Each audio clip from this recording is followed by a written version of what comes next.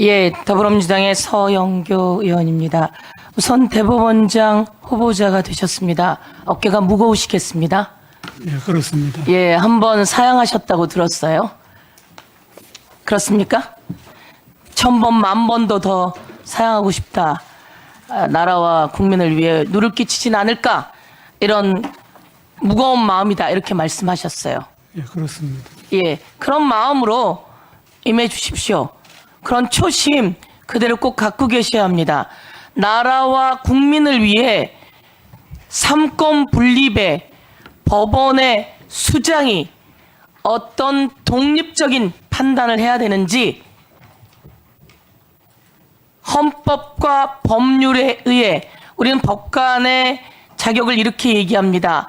법관은 헌법과 법률에 의해 양심에 따라 독립적으로 심판해야 된다. 맞습니까? 그렇습니다. 판사들이 헌법과 법률에 의거하고 그리고 또 양심에 따라 독립적으로 할 수 있도록 보호해 주셔야 됩니다. 그리고 우리 대법원장께서 이것을 잘 지키시고 조금 전까지 말씀하셨던 소수와 약자 이야기하셨습니다. 맞습니까? 그렇습니다.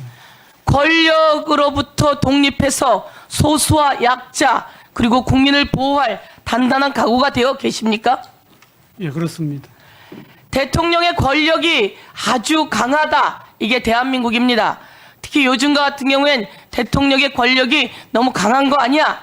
이렇게 언론 그리고 국민 그리고 정치권의 비판이 있습니다.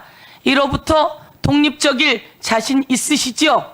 예, 그렇습니다. 흔들리지 않을 자신 있으시지요? 예, 그 전에 대법원장이 권력으로부터 독립되어 있지 못하다. 이런 이야기들이 많이 있었습니다. 양승태 대법원장 같은 경우에는 지금 사법적인 심판도 받고 있습니다. 어떻게 독립적인 자세를 확실히 가지시겠습니까? 예, 저는 평생 헌법과 원칙을 벗어난 적이 한 번도 없었습니다.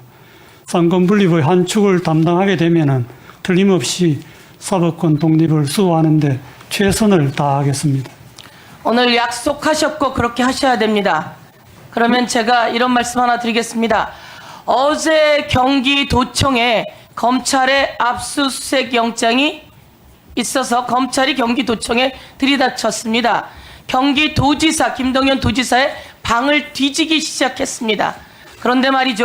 이것은 이재명 전 경기도지사 관련한 내용이었고 김동연 도지사가 선출되기 1년 전에 벌써 이재명 전 도지사는 그만두었습니다. 1년 전에 그만두었고 벌써 경기도만 해도 13번을 압수수색하고 그리고 한 달 내내 머무르면서 압수수색했다. 이런 이야기도 있습니다. 그런데 어제도 마찬가지로 김동연 경기도지사가 선출되어서 들어왔고 자신이 가지고 온 컴퓨터이고 그래서 아무 관계도 없음에도 불구하고 그곳에 압수영장을 가지고 들어와서 그리고 그 전에 것만 보겠다라고 해놓고도 옆에서 지켜보고 있으니 요즘 것을 보고 있더랍니다, 검찰이. 그런데 제가 지금 묻는 것은 그겁니다.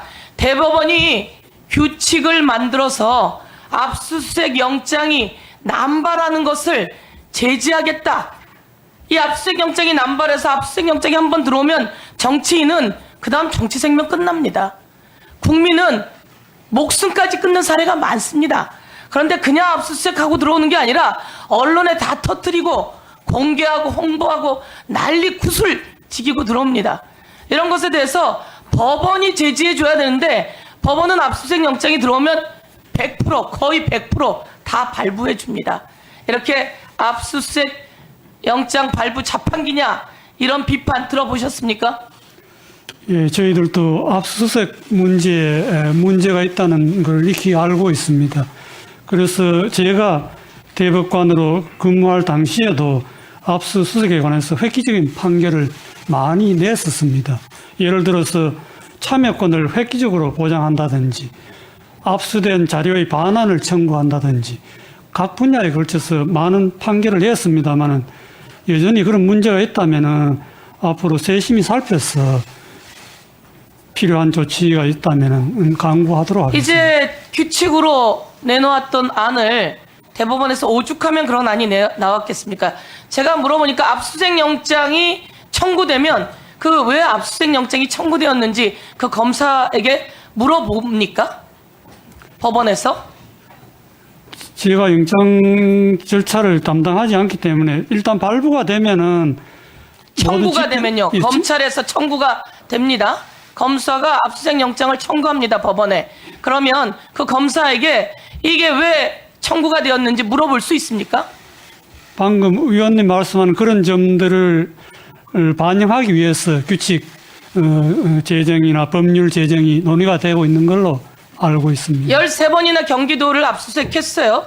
그 경기도지사는 벌써 바뀐 지가 몇 년인데 현재 경기도지사 사무실을 압수수색한다고 검찰이 압수수색 영장을 청구합니다. 그러면 이게 왜 청구되는 건지 이게 맞는지 타당한지 정도는 검사에게 물어봐야 되는데 현재 제도는 그걸 물어보지 않는다는 겁니다. 물어볼 수 없다는 거죠. 그래서 그것을 발부하게 되는데 제가 볼 때는 대법원이 고민하고 있듯이 검사에게 왜 이 영장을 청구했는지 물어보고 사전에 신문하고 알아보는 그런 제도를 만들어야 되지 않겠습니까? 그것을 만들어 줄 수 있는 사람은 대법원장이다 이렇게 생각합니다. 어떻게 생각하십니까? 예, 저희 대법원도 노력하겠지만은 국회에서도 입법 조치가 가능한지 함께 검토하면 국회와 좋겠습니다. 우선 대법원이 규칙으로 바꿀 수 있습니다. 그렇게 하시고요. 국회도 그 부분에 대해서 함께 논의하고 힘을 실어 나갈 예정인데 이거는 뭐 여야가 없을 것 같습니다. 그런데도 불구하고 왜 이게 그동안 못 고쳐진 거죠? 검찰은 왜 이렇게 불이었는지 열심히 일하는 검사들 그리고 국민을 지키는 검사들 존경하고 존중합니다. 오늘 감사의 말씀도 드리고요. 그러나 일부 남발하는 검사에 대해서 확실하게 제지하는 대책을 가져야 사법부의 독립도 또 가져나갈 수 있다고 생각하는데 다시 한번 제도적인 장치를 위해서 어떻게 역할하실 건지 답변 주십시오.